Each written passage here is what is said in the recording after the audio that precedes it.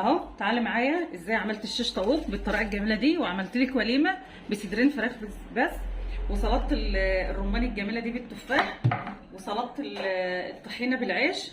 تعالي معايا في الفيديو واعرفك انا عملت كل ده ازاي. بسم الله توكلت على الله ولا حول ولا قوه الا بالله. اللهم صل وسلم على سيدنا محمد. هعمل لكم النهارده يا جماعه شيش طاووق بطريقه سهله وجميله. طبعا الشيش طاووق بيبقى صدور الفراخ هي الاساس، بس انا بعمله بالجزار لانها سهله معايا في التقطيع. تمام كده. اول حاجه معايا المكونات بتاعته، البهارات معايا كاري، فلفل، شطه، توم باودر، بصل باودر، بهار مشكل. عاوزه تضيفي بقى بابريكا بس للاسف والله ما كان في بابريكا.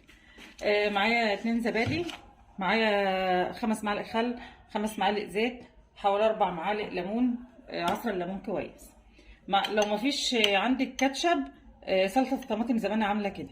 وطبعا انا حطيت بصله وحوالي 5 فصوص ثوم، ومعايا صويا صوص. هبدا معاكم اعمل الخلطه دلوقتي. هبدا احط الصلصه في الخلاط. تمام كده. لو ما فيش صلصه يا جماعه ممكن البديل كاتشب. معايا بصله وحوالي 5 فصوص ثوم، ده بيفرق جدا جدا في الطعم. الليمون، الخل، الزيت، وهتاكلي ان شاء الله احلى شيش طاووق. معايا 2 زبادي لان انا عامله صدرين فراخ. لو انت هتعملي صدر واحد بتضاعفي بس يعني كفايه زبديه واحده. تمام كده.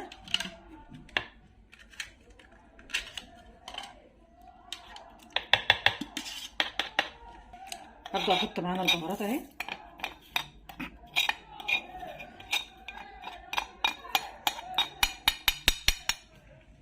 هبدا اضيف يا جماعه 2 معلقتين كبار صويا صوص. تمام كده اهو. وهعمل الخلطه دي كلها مع بعض. هبدا بقى اضرب الخلطه كده كويس عشان تتجانس بس مع بعض. اهي يا جماعه التتبيله معايا اهي. لو عندك مستردة برضو ضيفي مستردة. التتبيله دي جميله جدا وهتفرق معاكي. البصله والثوم الفريش اللي انا حطاه هيفرق معاكي جدا جدا في الطعم. والله العظيم مش هتبطلي تعملها لاولادك يا جماعه، والله ده شغل مطاعم. ان شاء الله هيفرق معاكي في الطعم. طبعا هي بتقعد في التتبيله مش اقل من 4 ساعات. اهي يا جماعه هسيبها، بس انا عاملاها دلوقتي من بالليل، يعني كل ما تقعد في التتبيله تتبيله جميله معاكي اهو زي الفل. وبتسيبها مش اقل من 4 ساعات. لو انت كده بعملها من بالليل. تمام. طاووق اهو يا جماعه. طبعا قطعت فلفل الوان وفلفل اخضر، وقطعت بصل، قطعته كله مكعبات. طبعا الخلات دي بتاعت الشيش طاووق اهي لازم تبلها في ميه الاول. تمام.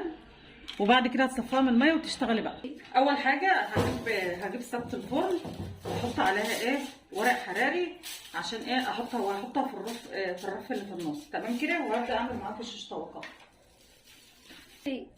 ماشي. هبدا اعمل معاكم الشيش طاووق اهو يا جماعه. اول حاجه هبدا بس احط بصل كده اهو، واحط 2 فلفل. براحتك، عاوزه تحط طماطم بقى. هبدا اعمل معاكم واحده حطيت بصل و2 فلفل اهو، وابدا احط واحده اهي. تمام. تحطوه كده يا جماعه، شايفاها كده اهي.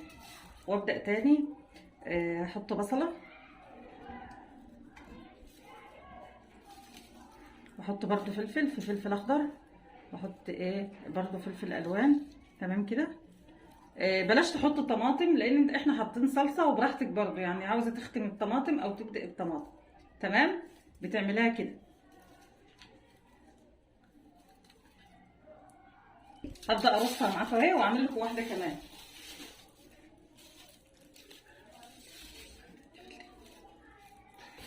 اهو. وهفضل بقى ارص لكم بقيه الكميه وارجع لكم تاني يا جماعه. بعد ما عملت كل الكميه هحطه في الفرن في النص، على الرف اللي في النص، واولع الشوايه بس من فوق واقلبه. ما تولعيش من تحت، انا عاوزاها بس تتحمر من فوق. هتاخد حوالي 20 دقيقه ولا حاجه، وهرجع لكم تاني. هبدا اعمل معاكم يا جماعه كده رز بلسان العصفور بديل كده للرز الرز البسمتي. شوفوا بقى معايا. تمام كده يا جماعه. بعد ما حمرت لسان العصفور اهو، هتعامل معاه بالظبط زي رز الكبسه بالظبط. تمام اهو. وابدا احط الرز ياخد معايا صدمه في الزيت.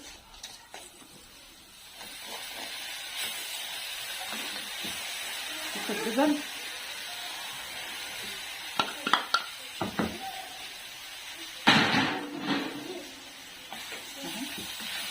اقلبه بس كده بالبهارات، هيطلع معاكي زي الرز بالكبسه بالظبط. عاوزه بقى تختميه مكسرات بالزيت زي ما انت عاوزه. هبدا احط يا جماعه الميه اهي.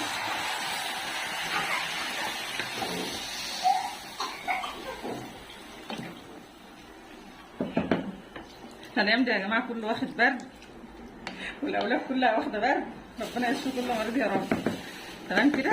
ظبطت الميه بتاعته واحط الملح بتاعه.